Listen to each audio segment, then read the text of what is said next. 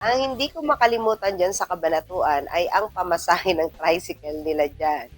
Mula Walter Mart to Dicarma, Looban, ₱70 ang pamasahe.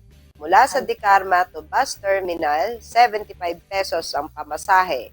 Magagalit pa kapag binigyan ng ₱60. Sasabihin sa'yo, naglakad ka na lang sana. Ayan. Yung mga tricycle po natin dito sa Cabanatuan, ay walang taripa. Ayan, parang lahat ay nakakontrata.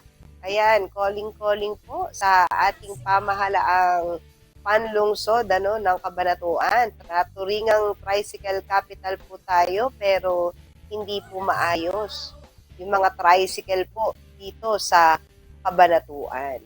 At napakataas po talaga ng pamasahe at mataas din naman ang gasolina. Sana lamang po ay ayusin. Ano ba talaga yung tamang ibayad dapat ng mga namamasahero? Yan, kapag nga tinanong mo magkano, 40, minsan dinadagdagan pa natin ng 10. 10 piso.